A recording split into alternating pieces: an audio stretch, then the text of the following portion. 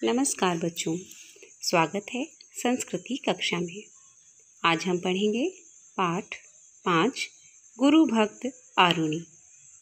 गुरु ब्रह्मा गुरु विष्णु गुरु देवो महेश्वरा गुरु साक्षात परब्रह्म तस्मै श्री गुरुवे नमः। इस श्लोक के माध्यम से आपने गुरु की महिमा को अवश्य जाना होगा कि गुरु ही एक ऐसा व्यक्ति है जो हमें ईश्वर तक पहुंचाने का कार्य करता है।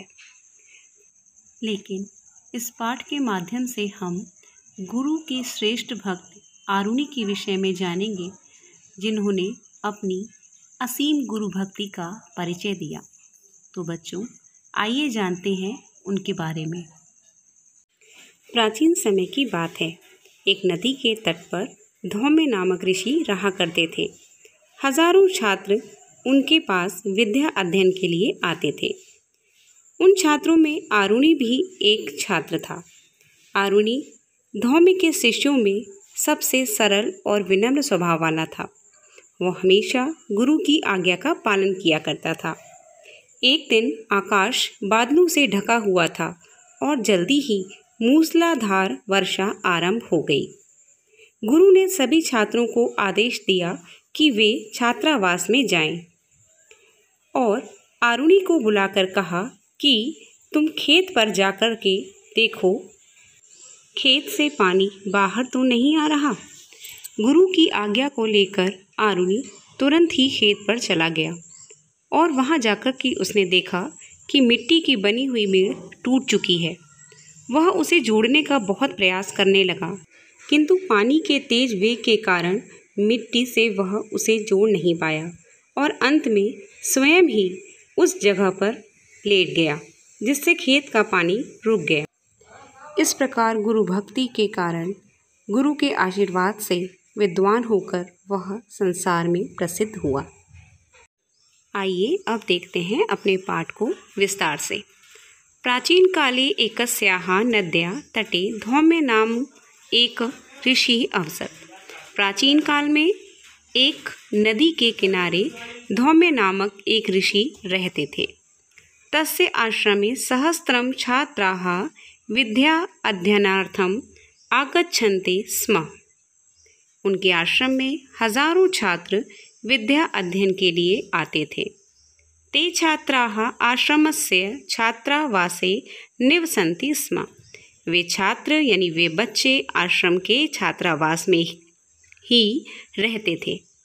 तेषु छात्रेषु आरुणि अपि एकः छात्रा आसीत्। उन छात्रों में आरुणि भी एक छात्र था।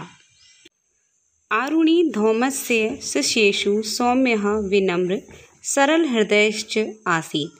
आरुणि धौम्य ऋषि के शिष्यों में सौम्य, विनम्र और सरल हृदय वाला था।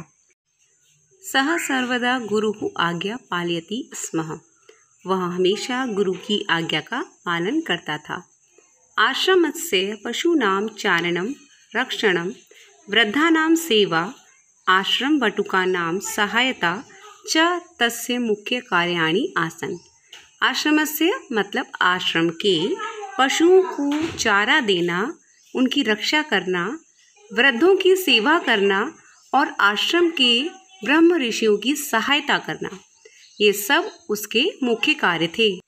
एकदा नभः मेघैः आच्छादितम् अभवत्।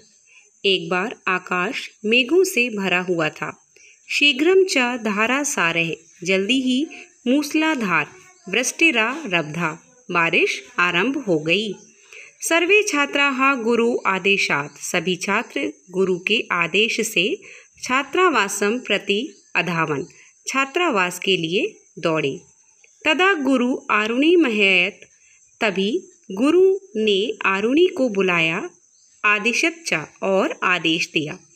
वत्स, बेटा, त्वं शीघ्रं गत्वा, तुम शीघ्र जाकर क्षेत्रात्, क्षेत्रात् अर्थात खेत से, जल प्रवाह बहिर्गमनात्, क्षेत्र से यानी खेत से जल प्रवाह को बाहर जाने से अवरोध्य, रोको। आरुणि गुरु आज्ञा स्वीकृत्य, आरुणि गुरु की आज्ञा को स्वीकार करके क्षेत्रम अगच्छत, खेत की ओर चला गया। तत्र च भग्नं मृत्तिका बंधम पुनः दृढ़ं कर्तुम अयतत। वहाँ उसने टूटी हुई मिट्टी की बांध यानी मेड़ को पुनः दृढ़ करने की कोशिश की। परम जल वेगः मृत्तिकया न अवरुद्धः, लेकिन जल के वेग के कारण वह उसे रोक नहीं पाया। आरुणिः चिंततु अभवत्, आरुणि चिंतित होने लगा। गुरु आज्ञा कथम सफला भवेत्, गुरु की आज्ञा में वह कैसे सफल हो। इति विचार्यः, यह सोचकर सह निज शरीर में अपने शरीर को ही बंध स्थाने मेड़ के स्थान पर बंध के स्थान पर अस्थापित रख दिया, अर्थात वो वहाँ लेट गया। दिवसो रजन्यः परिवृत्तः, दिवस यानी दिन रात में बदल गया। रात्रौ यदा धौम्य छात्रेषु आरुणिं न अपश्यत, रात में जब धौम्य ऋषि ने छात्रों के बीच आरुणि को नहीं देखा, तदा सा वटुकान अपृच्छत, तब उन्होंने ब्रह्म ऋषियों से पूछा, आरुणि कुत्र अस्ति, आरुणि कहाँ है। एक छात्र अवदत्, एक छात्र बोला, गुरुः भवान एव तं क्षेत्रे जलम अवरुद्धं प्रेषयतु, आपने ही तो उसे खेत में जल को रोकने के लिए भेजा था। अनेन धौम्यः आरुणि विषये अतीव चिंतितः अभवत्, इससे धौम्य आरुणि के विषय में बहुत चिंतित हो गए। सह शीघ्रम शिष्य सह, वह जल्दी ही शिष्यों के साथ क्षेत्रम प्रति अगच्छत, खेत पर गए।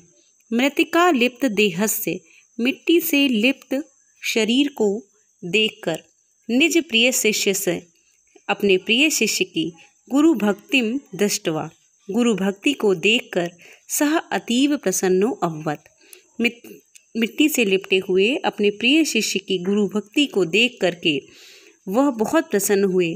यतः आरुणि निज देहेन बंधम दृढ़ं कृत्वा आश्रमस्य शस्य रक्षाम अकरोत्, जहाँ आरुणि ने अपने शरीर को बंध बनाकर आश्रम की रक्षा की।